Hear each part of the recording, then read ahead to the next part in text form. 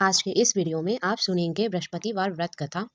भारतवर्ष में एक प्रतापी और दानी राजा राज करता था। वह नित्य गरीबों और ब्राह्मणों की सहायता करता था। यह बात उसकी रानी को अच्छी नहीं लगती थी। वह ना ही गरीबों को दान देती, ना ही भगवान का पूजन करती थी और राजा को भी दान देने से मना किया करती थी। एक दिन राजा शिकार खेलने वन को गए हुए थे तो रानी महल में अकेली थी। उस समय बृहस्पति देव साधु वेश में राजा के महल में भिक्षा के लिए गए और भिक्षा मांगी। रानी ने भिक्षा देने से इनकार कर दिया और कहा, हे साधु महाराज, मैं तो दान पुण्य से तंग आ गई हूँ। मेरा पति सारा धन लुटाते रहता है। मेरी इच्छा है कि हमारा धन नष्ट हो जाए, फिर ना रहेगी बाँस, ना बजेगी बाँसुरी। साधु ने कहा, देवी तुम बड़ी विचित्र हो। धन संतान तो सभी चाहते हैं, पुत्र और लक्ष्मी तो पापी के घर में भी होना चाहिए। यदि तुम्हारे पास अधिक धन है तो तुम भूखे मनुष्य को दो, प्यासे के लिए प्याऊ बनवाओ, मुसाफिरों के लिए धर्मशालाएं बनवाओ। जो निर्धन अपनी कुंवारी कन्या का विवाह नहीं कर सकते उनका विवाह करा दो। ऐसा और कई काम है जिनके करने से तुम्हारा यश लोक परलोक में फैलेगा। परंतु रानी पर उपदेश का कोई प्रभाव न पड़ा। वह बोली, महाराज आप मुझे कुछ न समझाए। मैं ऐसे धन नहीं चाहती जो हर जगह बांटती फिरूं। साधु ने का उत्तर दिया, यदि तुम्हारी ऐसी ही इच्छा है तो तथा अस्तु तुम ऐसा करना कि बृहस्पतिवार को घर लीपकर पीली मिट्टी से अपना सिर धोकर स्नान करना, भट्टी चढ़ाकर कपड़े धोना। ऐसा करने से आपका सारा धन नष्ट हो जाएगा। इतना कहकर वह साधु महाराज वहां से लोप हो गए। साधु के अनुसार कई बातों को पूरा करते हुए रानी को केवल 3 बृहस्पतिवार ही बीते थे कि उसकी समस्त धन संपत्तियां नष्ट हो गई। भोजन के लिए राजा का परिवार तरसने लगा। तब एक दिन राजा ने रानी से बोला कि हे रानी, तुम यहाँ पर रहो, मैं दूसरे देश जा रहा हूँ, क्योंकि यहाँ पर सभी लोग मुझे जानते हैं, इसलिए मैं कोई छोटा कार्य नहीं कर सकता। ऐसा कहकर राजा प्रदेश चला गया। वहाँ वह जंगल से लकड़ियाँ काट कर लाता और शहर में बेचता। इस तरह वह अपना जीवन व्यतीत करने लगा। इधर राजा के बिना रानी और दासी दुखी रहने लगी। एक बार जब रानी और दासी को 7 दिन बिना भोजन के रहना पड़ा तो रानी ने अपनी दासी से कहा, हे दासी, पास ही के नगर में मेरी बहन रहती है। वह बड़ी धनवान है, तो उसके पास जा और कुछ ले आ ताकि थोड़ी बहुत गुजर बसर हो जाए। दासी रानी की बहन के पास गई। उस दिन गुरुवार था और रानी की बहन उस समय बृहस्पतिवार व्रत कथा सुन रही थी। दासी ने रानी की बहन को अपनी रानी का संदेश दिया, लेकिन रानी की बड़ी बहन ने कोई उत्तर नहीं दिया। जब दासी को रानी की बहन से कोई उत्तर नहीं मिला तो वह बहुत दुखी हुई और उसे क्रोध भी आया। दासी ने वापस आकर रानी को सारी बात बता दी। सुनकर रानी अपने भाग्य को कोसा। उधर रानी की बहन ने सोचा कि मेरी बहन की दासी आई थी, परंतु मैं उससे बोली नहीं, इससे वह बहुत दुखी हुई होगी।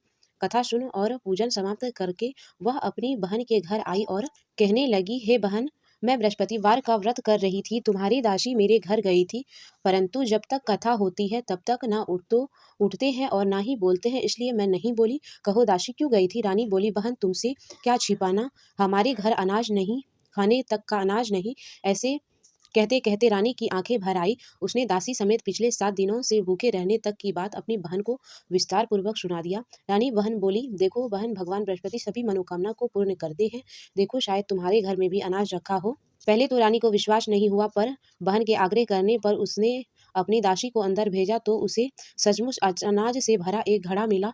यह देखकर दासी को बड़ी हैरानी हुई। दासी रानी से कहने लगी, हे रानी, जब हमको भोजन नहीं मिलता तो हम रोज ही व्रत करते हैं, इसलिए क्यों ना इनसे व्रत और कथा की विधि पूछ ली जाए ताकि हम भी व्रत कर सके। तब रानी ने अपनी बहन से बृहस्पतिवार व्रत के बारे में पूछा।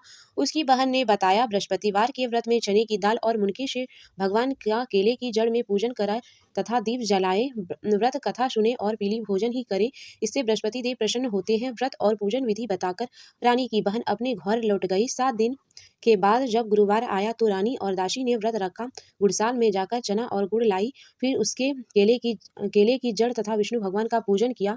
अब पीली भोजन कहाँ से आई? दोनों बहुत दुखी थी। क्योंकि उन्होंने व्रत रखा था, इसलिए बृहस्पति देव उनसे प्रसन्न थे। इसलिए वे एक साधारण व्यक्ति का रूप धारण कर 2 थालों में सुंदर पीली भोजन देकर दासी भोजन पाकर बड़ी प्रसन्न हुई और फिर रानी के साथ मिलकर भोजन ग्रहण किया। उसके बाद वे सभी गुरुवार को व्रत और पूजन करने लगी। बृहस्पति भगवान की कृपा से उसके पास फिर से धन संपत्ति आ गई, परंतु रानी फिर पहले की तरह आलस्य करने लगी। तब दासी बोली, देखो रानी, तुम पहले भी इस प्रकार आलस्य करती थी, तुम्हें धन रखने में कष्ट है, इस कारण सभी धन नष्ट हो गया।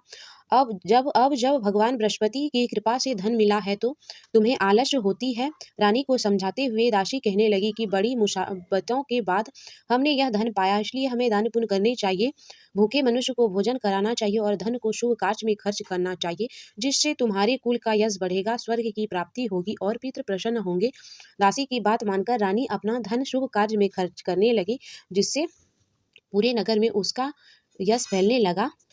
एक दिन राजा दुखी होकर जंगल में एक पेड़ के नीचे आसन जमाकर बैठ गया। वह अपनी दशा को याद करके व्याकुल होने लगा। बृहस्पतिवार का दिन था।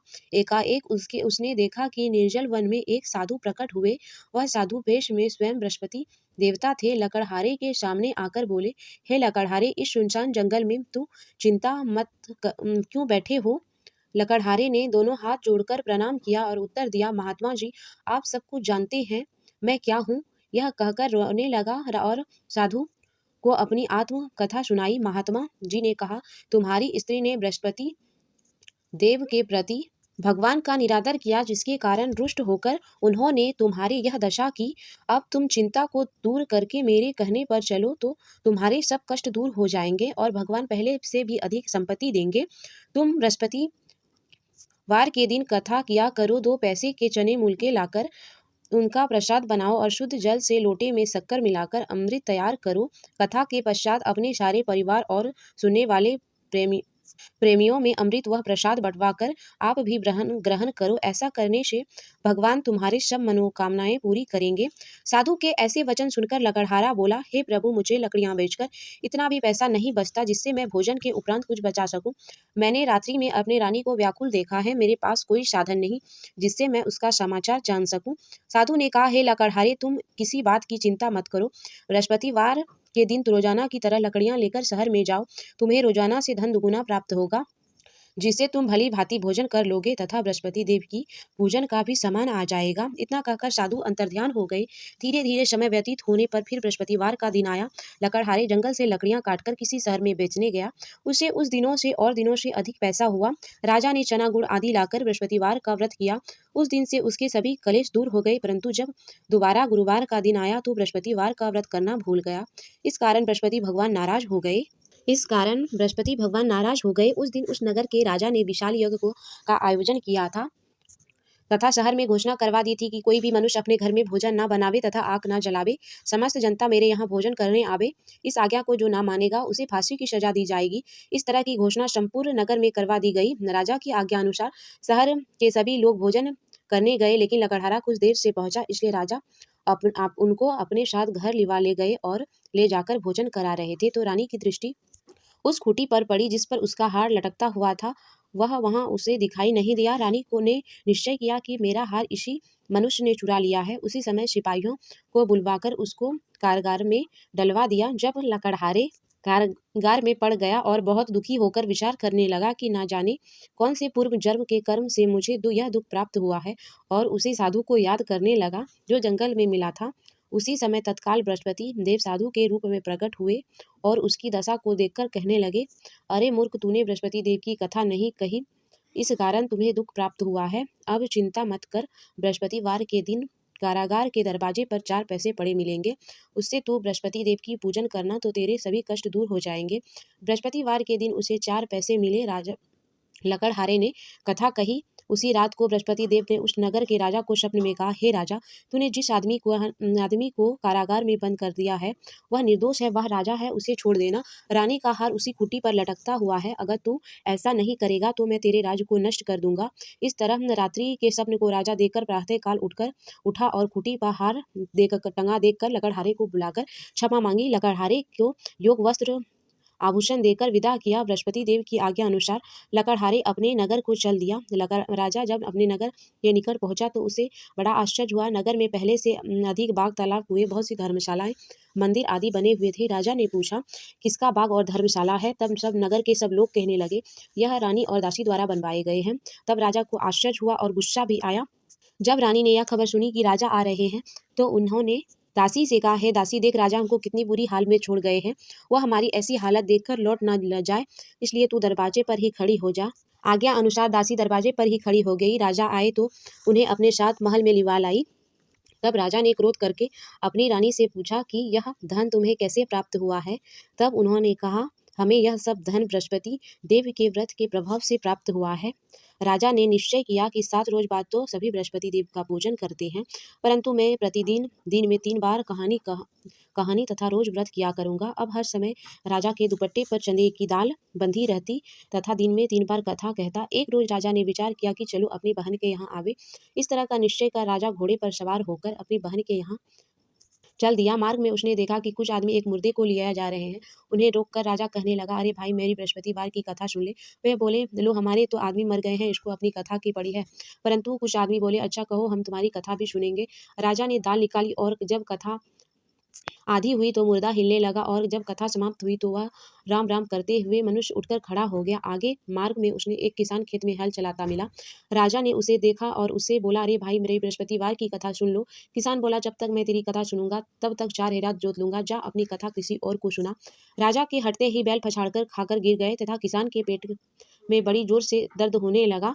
उस समय उसकी माँ रोटी लेकर आई। जब यह देखा तो अपने पुत्र से सभी हाल पूछा और बेटे ने सभी हाल कह दिया तो बुढ़िया दौड़ी दौड़ी उस घोड़सवार के पास गई और उससे बोली, मैं तेरी कथा सुनूंगी, तू अपनी कथा मेरे खेत पर ही चलकर कहना। राजा ने बुढ़िया के खेत पर जाकर कथा कही, जिसको सुनकर ही वह बैल खड़ा हो गया तथा किसान के पेट का दर्द भी बंद हो गया। राजा अपनी बहन के घर पहुंचा। बहन ने भाई की खूब मेहमानी की। दूसरे रोज राजा प्रातः काल जागा तो वह देखने लगा कि सब लोग भोजन कर रहे हैं। राजा अपनी बहन से कहा, ऐसा कोई मनुष्य है जिसने भोजन नहीं किया हो, जो मेरी बृहस्पतिवार की कथा सुन ले। बहन बोली, है भैया, यह देश ऐसे हैं, पहले यहाँ के लोग भोजन करते हैं, बाद में अन्य कार्य करते हैं। अगर पड़ोस में कोई हो तो मैं देख आती हूँ। वह ऐसा कहकर देखने चली गई, परंतु उसे ऐसा कोई भी व्यक्ति नहीं मिला जिसने भोजन ना किया हो।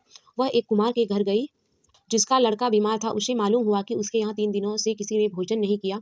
रानी ने अपने भाई की कथा सुनने के लिए कुम्हार से कहा। वह तैयार हो गया। राजा ने जाकर बृहस्पतिवार की कथा कही, जिसको सुनकर उसका लड़का ठीक हो गया।